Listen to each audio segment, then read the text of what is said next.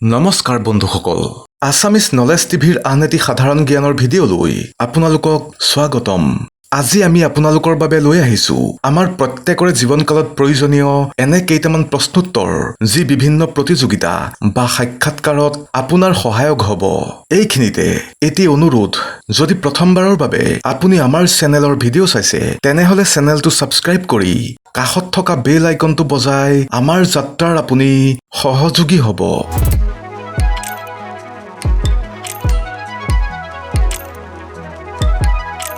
আপুনি নিশ্চয় জানে যে আমাৰ দেশৰ ৰাষ্ট্ৰপতিৰ এক কাৰ্যকাল থাকে ৰাষ্ট্ৰপতিৰ কাৰ্যকাল কিমান বছৰৰ এ 4 বছৰ বি 5 বছৰ সি 6 বছৰ ডি 10 বছৰ উত্তৰ বি 5 বছৰ ভাৰতৰ কোনখন ৰাজ্যত শিক্ষিত লোকৰ হাৰ আটাইতকৈ বেছি এ বিহাৰ বি নাগালেণ্ড সি কেৰালা ডি ত্ৰিপুৰা উত্তৰ সি কেৰালা বিশ্বৰ উচ্চতম যুদ্ধক্ষেত্ৰখন আছে আমাৰ ভাৰতত ইয়াৰ নাম কি এ চিয়াচেন গ্লেচিয়াৰ বি কাৰ্গিল সি লেহ ডি লাডাখ উত্তৰ এ চিয়াচেন গ্লেচিয়াৰ ভাৰতত কেইবাখনো ৰাষ্ট্ৰীয় উদ্যান আছে ভাৰতৰ প্ৰথম ৰাষ্ট্ৰীয় উদ্যানখনৰ নাম কি এ মানাহ ৰাষ্ট্ৰীয় উদ্যান বি কাজিৰঙা ৰাষ্ট্ৰীয় উদ্যান সি জিম কৰবেট ৰাষ্ট্ৰীয় উদ্যান ডি ওৰাং ৰাষ্ট্ৰীয় উদ্যান উত্তৰ সি জিম কৰবেট ৰাষ্ট্ৰীয় উদ্যান অসম বিধানসভাৰ প্ৰথম মহিলা উপাধ্যক্ষগৰাকী কোন আছিল এ সৈয়দ আনোৱাৰা তাইমুৰ বি বনেলি খংমেন সি মেভিছ দান ডি ৰেণুকা দেৱী বৰকটকী উত্তৰ বি বনেলি খংমেন বনেলি খংমান আছিল বিধানসভাৰ প্ৰথম মহিলা উপাধ্যক্ষা এইখন হৈছে অসমৰ প্ৰথমখন শিশু চলচ্চিত্ৰ চলচ্চিত্ৰখনৰ নাম কি এ সাগৰলৈ বহুদূৰ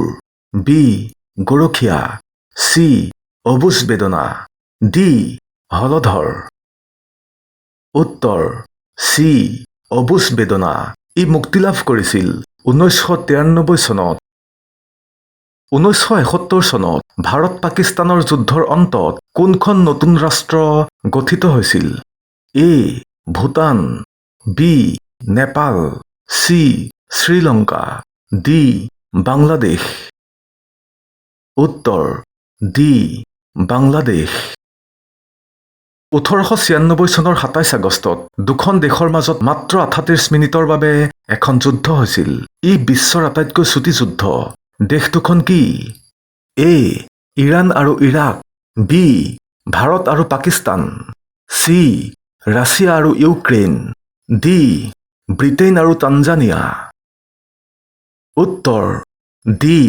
ব্ৰিটেইন আৰু তানজানিয়া খ্ৰীষ্টফাৰ কলম্বাছে আমেৰিকা আৱিষ্কাৰ কৰিছিল তেখেতে কিমান চনত আমেৰিকাৰ মাটিত ভৰি দিছিল এ 1347 চনত বি 1498 চনত সি 1502 চনত ডি 1224 চনত উত্তৰ বি 1498 চনত খ্ৰীষ্টফাৰ কলম্বাছে প্ৰথম আমেৰিকাত ভৰি দিছিল ইংৰাজসকলৰ বিৰুদ্ধে ভাৰতে প্ৰথম কি আন্দোলন আৰম্ভ কৰিছিল এ ভাৰত ত্যাগ আন্দোলন বি চিপাহী বিদ্ৰোহ সি সত্যাগ্ৰহ আন্দোলন ডি স্বদেশী আন্দোলন উত্তৰ ডি স্বদেশী আন্দোলন বিশ্বৰ প্ৰথম মহিলা মহাকাশচাৰীগৰাকীৰ নাম কি আছিল এ কল্পনা চাওলা বি ভেলেণ্টিনা তেৰেস্কোভা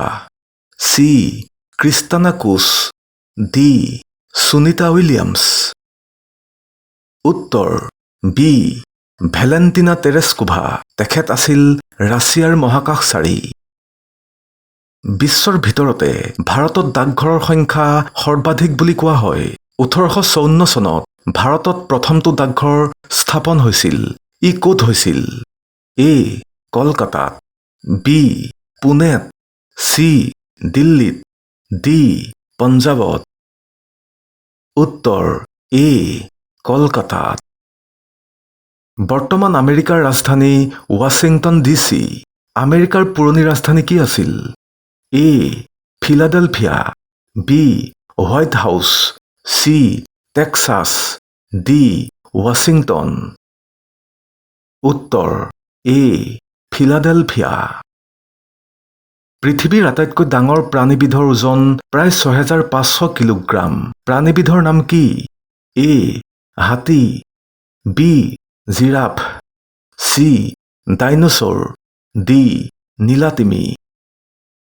উত্তৰ D. নীলাতিমি।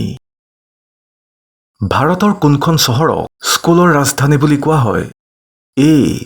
Delhi, B. Jaipur, C.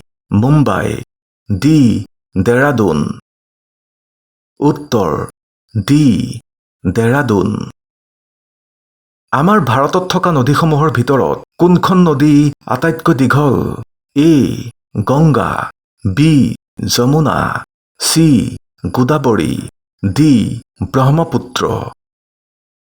উত্তৰ এ. গংগা নদী।